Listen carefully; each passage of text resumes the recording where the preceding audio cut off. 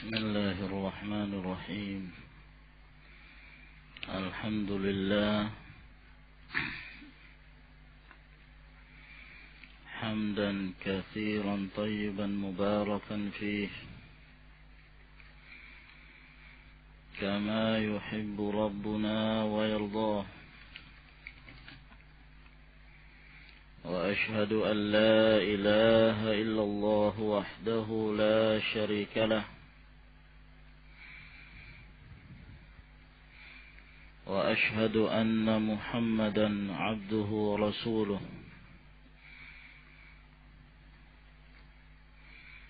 صلى الله عليه وعلى آله وأصحابه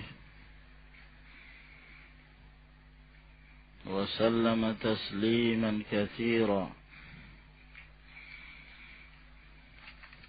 أما بعد،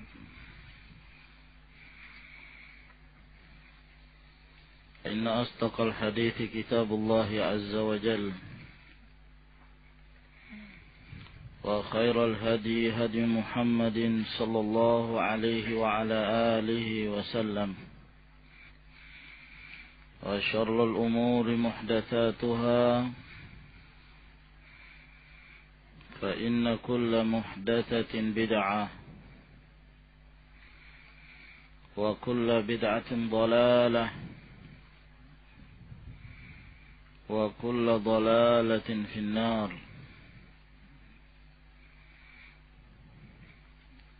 Amma ba'd,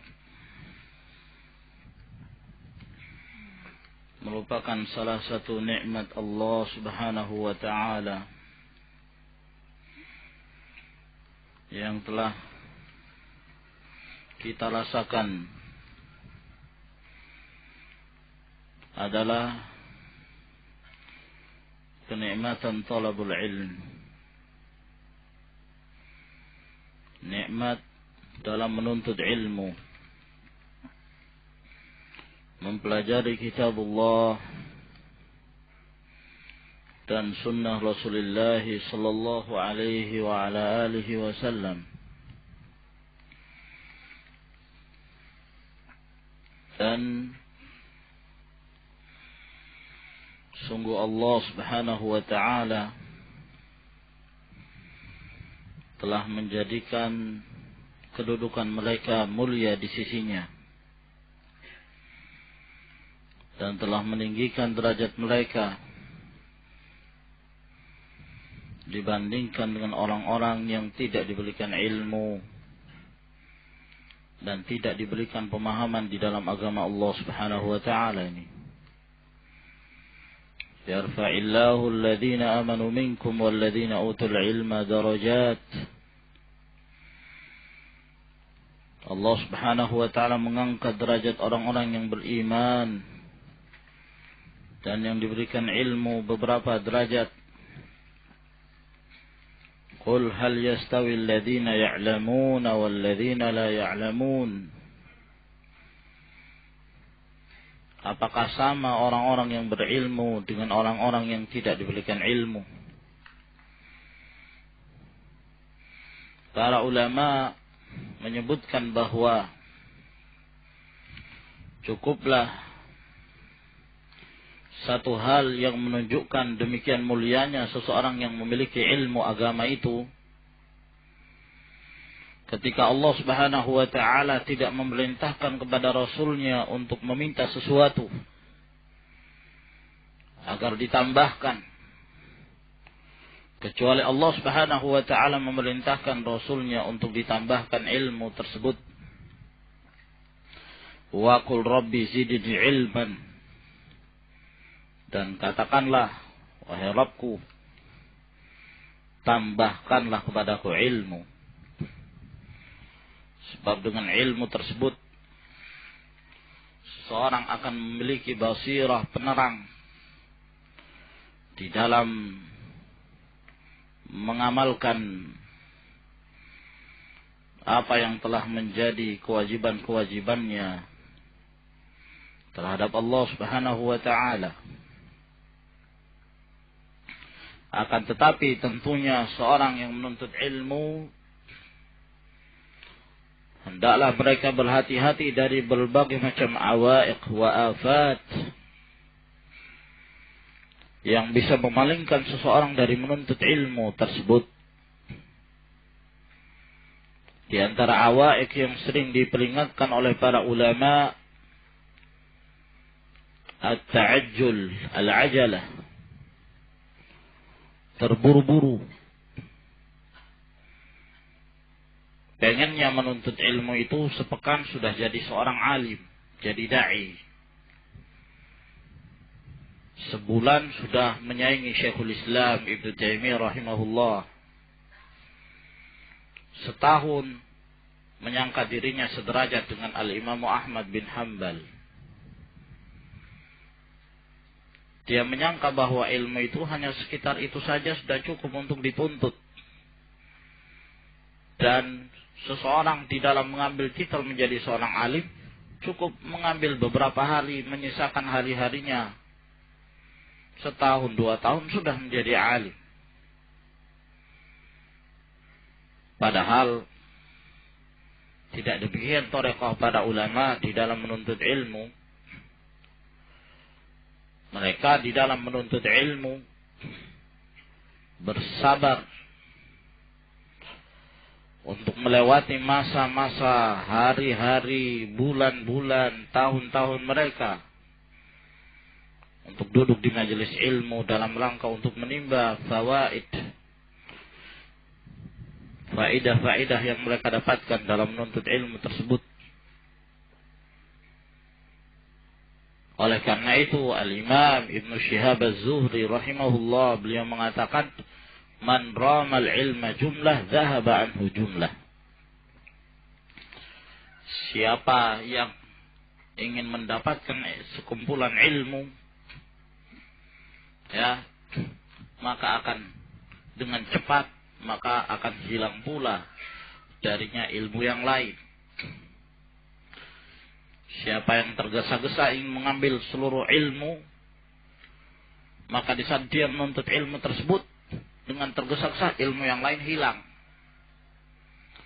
Walakin yasbir ala nurril layali, akan tetapi seorang yang menuntut ilmu itu bersabar melewati hari-harinya, malam-malamnya untuk mendapatkan ilmu. Nah,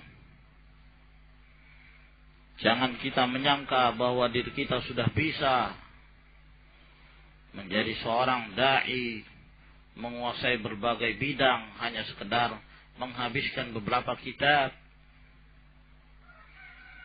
Nah, lalu kita menyangka bahwa diri kita sudah bisa disamakan dan disederajatkan dengan para ulama, ya. Maka ikhwan fiddin a'azzakumullah, sifatul ajalah ini tercela di dalam menuntut ilmu.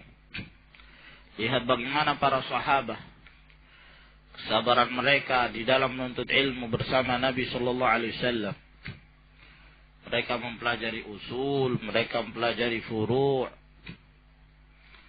Yang usul mereka pelajari selama bersama Nabi sallallahu alaihi wasallam di Makkah 13 tahun. Ya, yang diajak adalah tauhid. Dan para sahabat terbina tauhid mereka.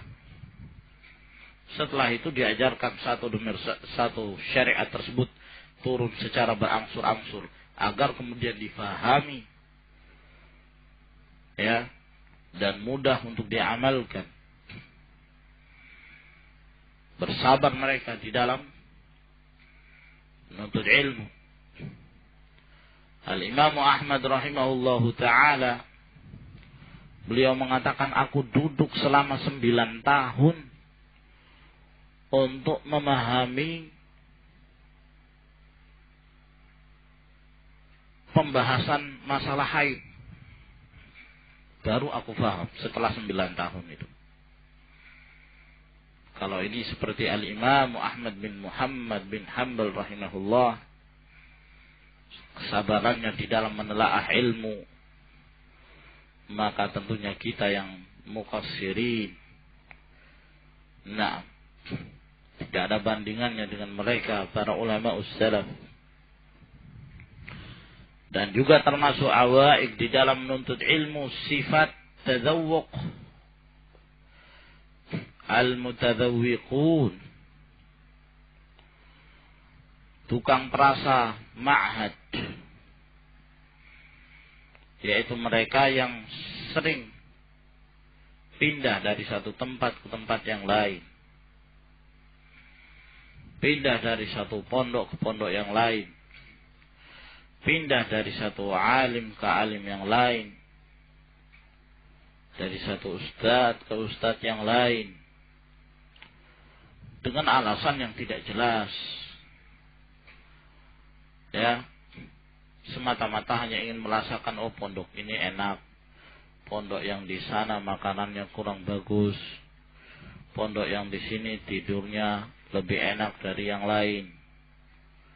Nah, pondok yang di sana suka bagi-bagi hadiah dan seterusnya. Tadzawuq. Yang diperhatikan adalah perasaannya, bukan ilmunya. Maka seorang talibul ilm, dia bersabar terlebih dahulu. Dia tidak suka karena hanya ada sedikit masalah pindah. Nah, dari satu tempat ke tempat yang lain. Maka yang demikian ini, ikhwani fiddin azakumullah, akan menyebabkan seseorang itu malal, akan timbul penyakit ya's, putus asa, merasa bosan, ya, dengan menuntut ilmu. Ini disebabkan karena dia tidak merasakan kelezatan dalam menuntut ilmu. Yang dia rasakan depan-depannya saja, ya. Nah, seperti orang kalau makan kue yang dia ambil itu hanya apa?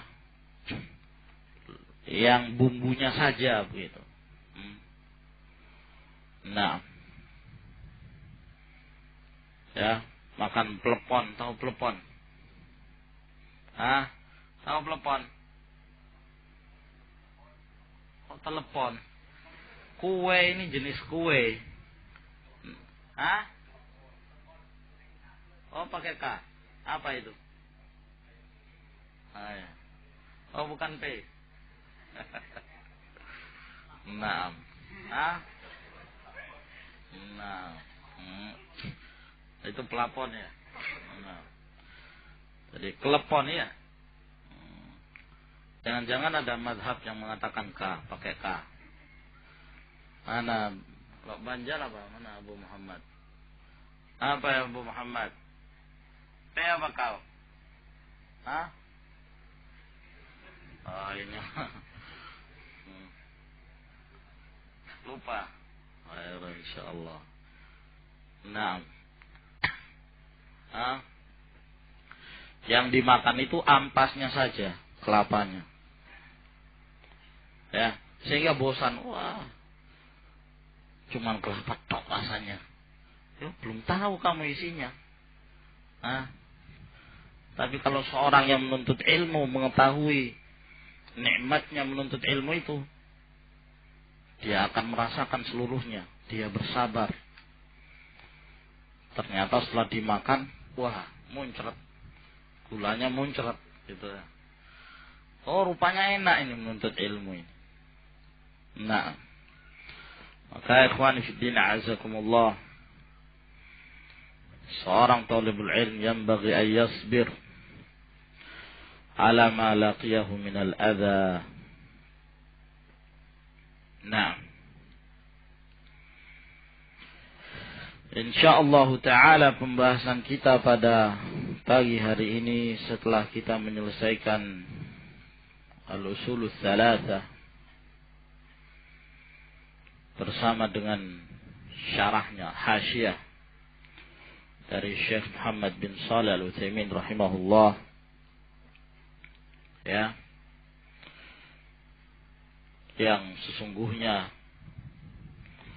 menyelesaikan al-usulul tsalatsa dengan syarah ini suatu kenikmatan yang besar. Dan kita telah mengetahui sebagian kecil ataukah secara global tentang permasalahan tauhid, khususnya tauhid rububiyah dan tauhid al-uluhiyah. Maka tentunya di dalam menuntut ilmu tersebut dibutuhkan tadarruj, melangkah dari satu kitab ke kitab yang berikutnya, agar kemudian seorang talibul ilm itu memahami sedikit demi sedikit apa yang telah Allah Subhanahu wa taala dan Rasulnya sallallahu alaihi wasallam ajarkan kepada mereka, khususnya dalam permasalahan tauhid. Maka insyaallah taala kitab yang kedua yang akan kita pelajari juga termasuk karangan dari Al-Allamah Mujaddidul Islam Muhammad bin Abdul Wahhab An-Najdi rahimahullahu taala, yang berjudul Kitabut Tauhid.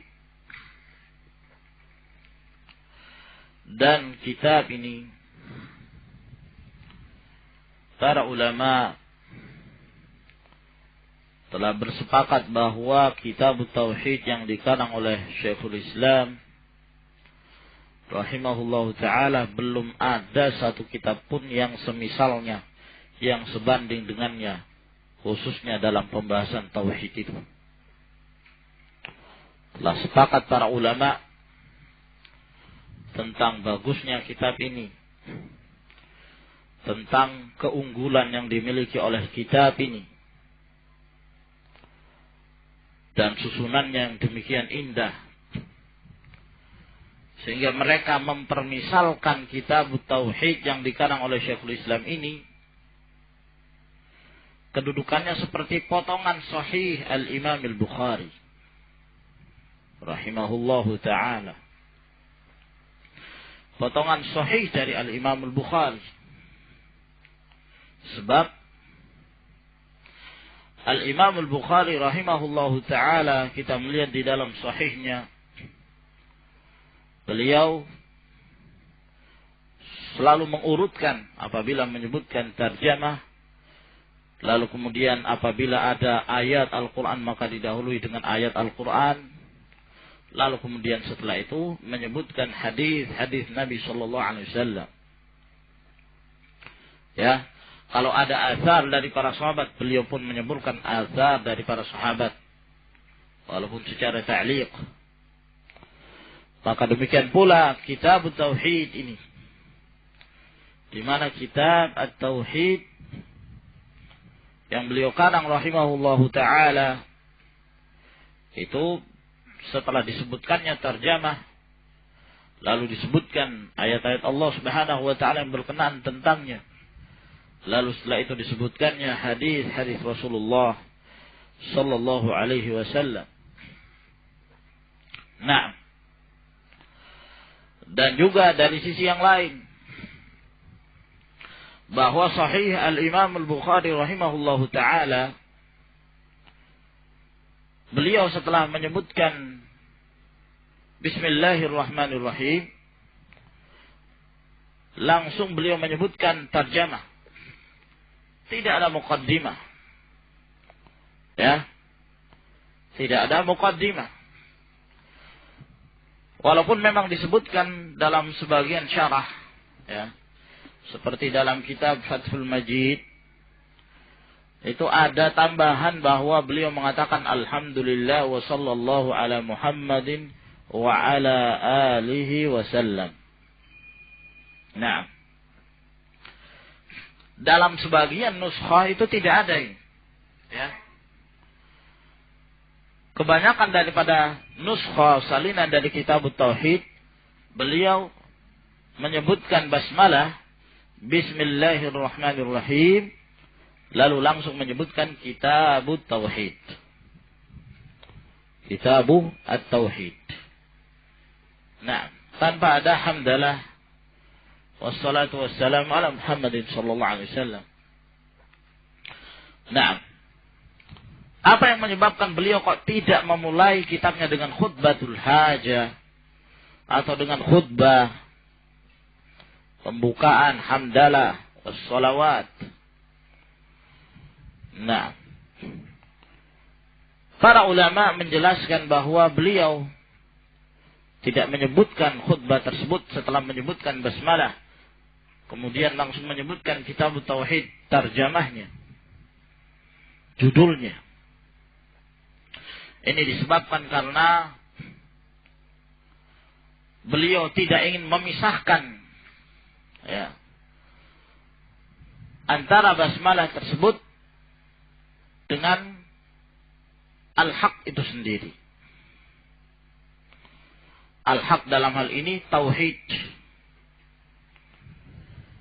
Dan tidak ingin memisahkannya dengan perkataan beliau dari al-haq, dan yang menunjukkan kepada al-haq itu yaitu Allah Subhanahu wa taala dan firman-firmannya. Sama seperti Al-Imam Al-Bukhari rahimahullahu taala. Beliau menyebutkan bismillahirrahmanirrahim, lalu beliau pun langsung menyebutkan tarjamah bab bada'il wahyi. Nah,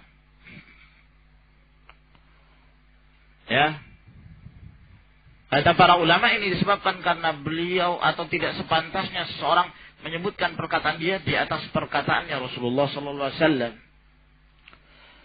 Nah, wallahu a'lamu bis-shawab tentang apa yang para ulama tersebut sebutkan. Yang jelas ini makhraj, mengapa mereka menyebutkan kitab tersebut tanpa didahului dengan khutbah. Dan thariqah kita insyaallah taala di dalam menjelaskan kitab tauhid, penjelasan kita adalah penjelasan yang mukhtasar, ikhtisar, ringkas. Apabila ada faedah yang dibutuhkan, maka kita sebutkan di samping dari faedah yang disebutkan oleh Syekhul Islam Muhammad bin Abdul Wahhab rahimahullah taala.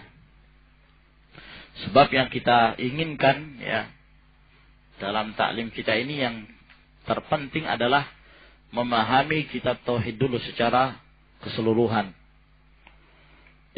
Ayat-ayatnya, hadis-hadis yang beliau sebutkan, bab-babnya dari awal sampai akhir, yang menyebutkan tentang tauhid, definisi tauhid dan keutamaan tauhid, orang-orang yang balasan yang Allah Subhanahu wa taala berikan pada ahlu tauhid dan seterusnya.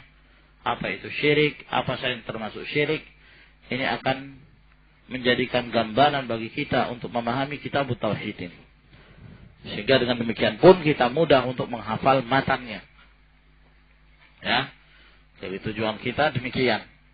Agar kemudian kita memfokuskan untuk menghafal matan dari kitab ini dan memahami makna-makna yang terkandung di dalam kitab tersebut. Lalu setelah kita menyelesaikan insyaallah taala, setelah itu kita masuk ke kitab Fathul Majid. Baru setelah itu kita masuk ke kitab Fathul Majid. Syarah kitab At-Tauhid. Baik. Berkata Syekhul Islam, dan perlu kita mengetahui bahwa kitab At-Tauhid ini dikarang oleh beliau ketika beliau berada di Basrah. Waktu itu beliau melihat kondisi kaum muslimin yang mereka mengaku sebagai muslimin, akan tetapi mereka tidak memahami bagaimana cara beribadah kepada Allah Subhanahu wa taala. Kejahilan yang menyelimuti kaum muslimin pada waktu itu. Dan itu masih kita lihat sampai sekarang. Asyirku billah. Menyekutukan Allah Subhanahu wa taala, mengagungkan kubur wa ashabul kubur. Percaya kepada benda-benda keramat. Percaya kepada benda-benda yang diagungkan. Ini yang menyebabkan beliau melihat keadaan mereka. Beliau kasihan melihat kondisi yang ada pada mereka, yang sungguh sangat jauh dari kebenaran, sangat jauh dari tauhid alladhi huwa haqqullahi 'alal 'abid. Tauhid yang menjadi hak Allah Subhanahu wa taala kepada hambanya. Maka dengan sebab inilah beliau sangat berkeinginan untuk kemudian mengarang kitab yang akhirnya beliau berjudul Kitabut Tauhid. Akan tetapi belum lengkap ketika beliau berada di Basrah. Setelah beliau berangkat sampai ke Najd, kampung beliau, lalu kemudian beliau pun menyempurnakannya dan menertibkan dengan tertib yang lebih baik lagi. Sempurna ketika beliau berada di Najd. Nah, beliau sempurnakan kitab ini. Ya, ini menunjukkan bahwa beliau rahimahullah ta'ala mengarang kitab ini dengan satu hajah. Ada kondisi hajah. Ya, ada hal yang tertentu yang dibutuhkan. Bukan sekedar mengarang, ya kan. Ada orang terkadang mereka mengarang kitab, ya sekedar mau mengarang kitab lah. Ya.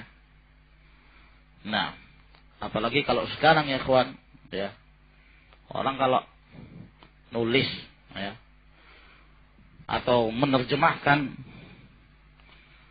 ya, mungkin ada di antara mereka yang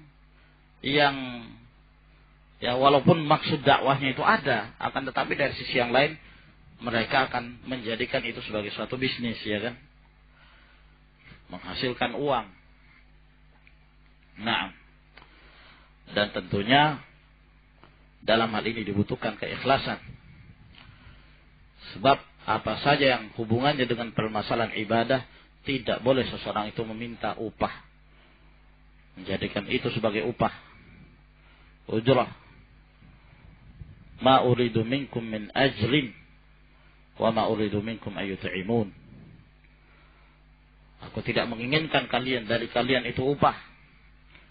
Nah, walaupun ada, ya, dari sebagian harta yang diberikan itu statusnya sebagai iwat, ya, sebagai pengganti saja usaha dia, tapi jangan dijadikan dakwah itu dikatakan dakwah itu kemudian dijadikan sebagai upah gitu, jangan. Nah, jadi ikhwan fiddin azakumullah, ini menunjukkan bahwa beliau mengarang kitab memang karena ada hajat, bukan hanya sekedar mengarang. Nah, ya, terkadang ada sebagian orang mereka mengarang ya sekedar untuk memperbanyak taklif, ya, tafannun. Nah, supaya kitabnya banyak yang tercetak misalnya. Nah, dalam kondisi mungkin kitab itu tidak terlalu dibutuhkan. Ya, oleh karena itu Syekhul Islam Muhammad bin Abdul Wahhab rahimahullah jarang sekali mengkhususkan pembahasan tauhid al-asma' was sifat. Karena memang pada waktu itu mungkin juga di samping kitab-kitab yang banyak membahas masalah itu, kondisi kaum muslimin menghendaki difokuskannya permasalahan tauhid al-uluhiyah pada waktu itu. Bukan berarti beliau tidak membahas sama sekali tauhidul asma was sifat. Beliau membahas, akan tetapi disebutkan tidak seterperinci, ya, apa yang akan beliau sebutkan tentang tauhid al-uluhiyah. Nah, disebabkan karena kondisi di negara beliau dan sekitarnya yang penuh dengan kesyirikan, beribadah kepada selain Allah Subhanahu wa ta'ala dalam keadaan mereka jahil, tidak mengerti tentang hal itu. Nah, Kitabut Tauhid, atau dimulai dengan Bismillahirrahmanirrahim. Sebagaimana biasanya bahwa al-musannifun, mereka para pengarang kitab, setiap mereka mengarang kitab mesti dimulai dengan basmalah. Ini disebabkan karena beberapa hal. Yang pertama, mengikuti thariqah Al-Quranil Karim, di mana Allah Subhanahu wa ta'ala memulai kitabnya dengan penyebutan Bismillahirrahmanirrahim. Yang kedua, iqtidaan bi Rasulillah sallallahu alaihi wasallam, mengikuti tarekahnya Rasulullah sallallahu alaihi wa ala alihi wasallam, di mana beliau di saat mengirimkan risalah raja-raja Kaisar dan Kisra, maka beliau selalu memulai dengan Bismillahirrahmanirrahim. Yang ketiga, dan ini merupakan sunnatul anbiya, merupakan tarekahnya dan sunnahnya para nabi terdahulu, seperti yang dilakukan oleh Sulaiman bin Daud alaihissalam, yang Allah Subhanahu wa taala sebutkan di dalam Al-Qur'an. Ketika dibaca suratnya, maka di dalamnya berisi innahu min Sulaiman wa innahu bismillahirrahmanirrahim. Ya, yang keempat, ini merupakan amalul a'immah min salafi hadhil ummah, telah menjadi ketetapan para a'immah, para ulama, di saat mereka mengarang kitab, mereka selalu memulai dengan basmalah. Nah, ini disebutkan oleh Al-Khatib Al-Baghdadi, Al-Hafidh Ibnu Hajar rahimahullahu taala di dalam Fathul Bari jilid 1 halaman 14. Beliau berkata rahimahullah, wa qad istaqarra 'amalul a'immatil musannifin iftitaha kutubil ilmi bil basmalah, wa kadza mu'dhamu kutubil masail atau ar-rasail. Telah tetap amalannya para a'immah yang mereka mengarang kitab untuk dibuka kitab-kitab ilmu tersebut dengan mengucapkan Bismillahirrahmanirrahim. Demikian pula di banyak risalah-risalah mereka. Yang terjadi khilaf di kalangan para ulama ya tentang penulisan basmalah pada awal syair. Ini yang diperselisihkan di kalangan para ulama. Apakah ya seseorang di dalam membuat syair didahului dengan Bismillahirrahmanirrahim atau tidak? Nah, sebagian para ulama salaf melarang, seperti Asy-Sya'bi, ya, beliau melarang. Bahkan Az-Zuhri rahimahullah ta'ala mengatakan madhatis sunnah alla yuktaba fi syi'ri Bismillahirrahmanirrahim. Telah tetap menjadi sunnah bahwa pada syair itu tidak didahului dengan Bismillahirrahmanirrahim. Nah, ini sebagian para ulama. Sebagian para ulama yang lain mereka membolehkan, seperti Sa'id bin Jubair, dan bahkan itu menjadi pendapat jumhur dari kalangan para ulama bolehnya. Dan Al-Khatib Al-Baghdadi rahimahullah mengatakan wa huwal mukhtar, dan ini pendapat yang terpilih, bahwa dalam hal penulisan basmalah di depan syair boleh. Nah, kalau kita melihat ya ikhwan, apa sebenarnya yang menjadi sebab kenapa sebagian para ulama melarang? Ya, para ulama menjelaskan hal ini. Antum mungkin perlu mengetahui bahwa sebagian syair ya ikhwan, ya, terkadang syair-syair itu keluar dari jalur syariat, ya kan?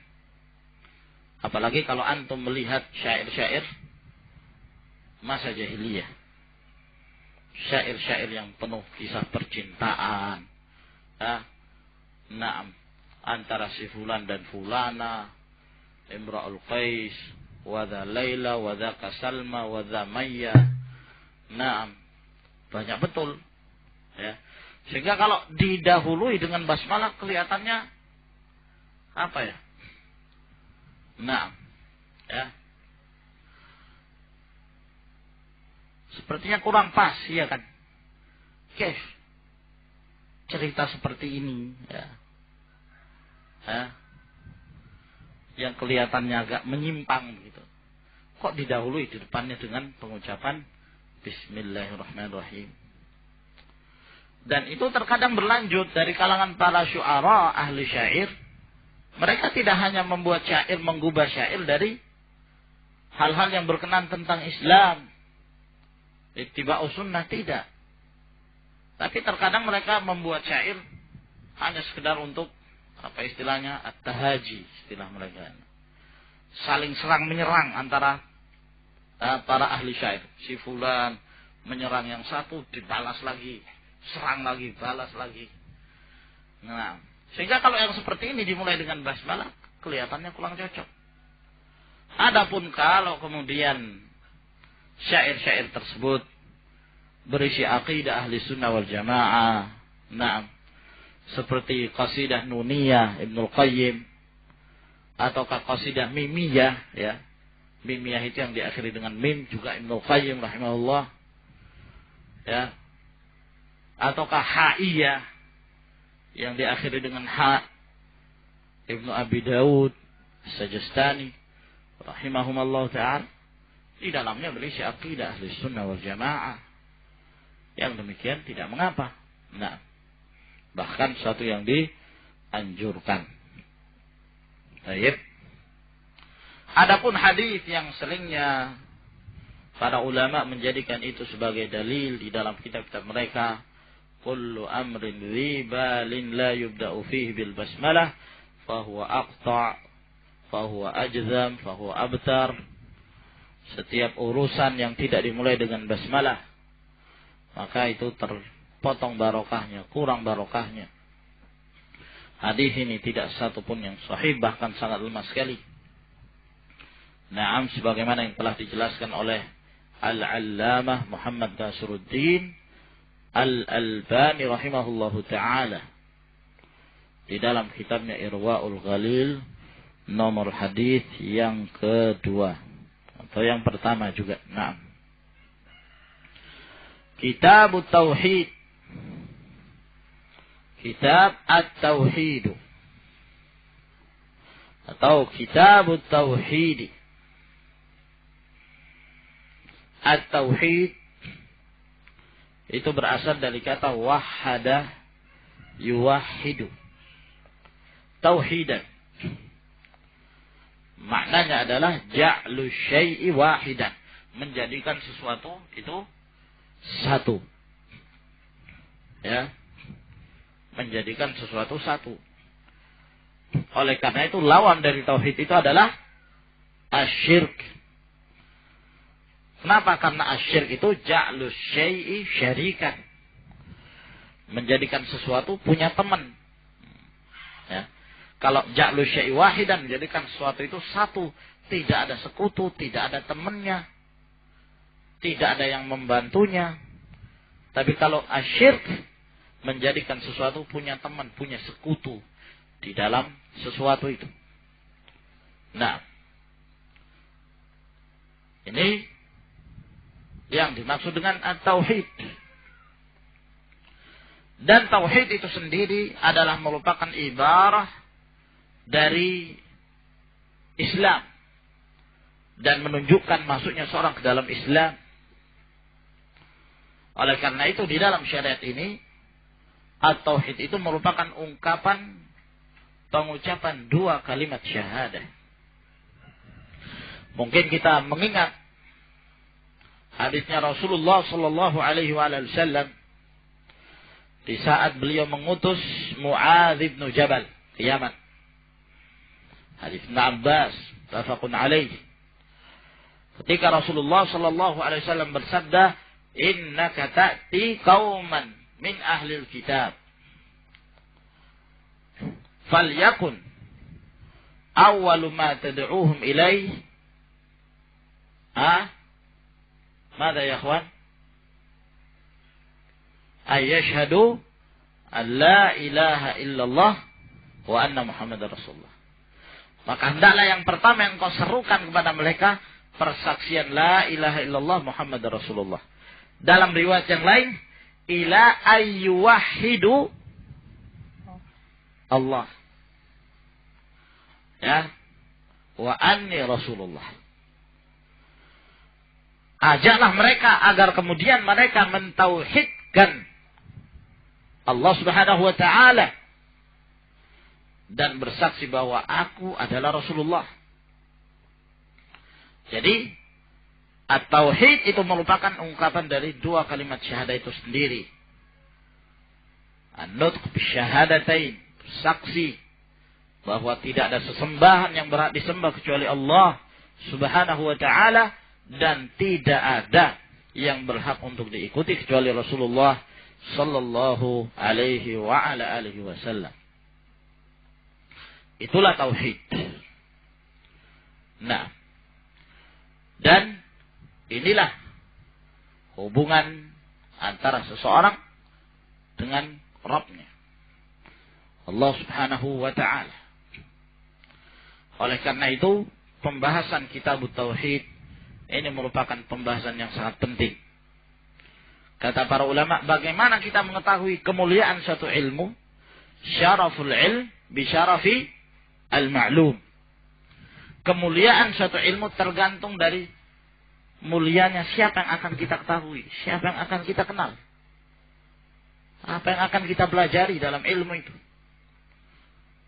Maka tatkala kita mempelajari kitab tauhid itu berarti kita akan mengenal bagaimana cara kita beribadah kepada Allah Subhanahu wa taala.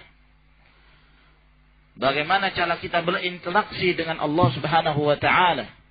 Bagaimana cara kita mengenal Allah Azza wa Jalla dengan rububiyahnya, uluhiyahnya, al-asma' wa sifat. Ya. Dengan mempelajari tauhid berarti ini menunjukkan demikian mulianya ilmu ini. Sebab dengan inilah manusia diciptakan. Dan dengan inilah tujuan mereka diciptakan. Dan dengan tauhid inilah diutusnya para rasul. Dengan tauhid inilah diturunkannya Al-Quran dan kitab-kitab samawiyah yang sebelumnya. Dan dengan inilah disyariatkannya jihad hatta takuna kalimatullahi al-ulya. Dan dengan inilah Allah Subhanahu wa ta'ala memasukkan siapa yang Allah kehendaki ke dalam surga dan siapa yang Allah Subhanahu wa ta'ala kehendaki masuk ke dalam neraka. Dengan tauhid.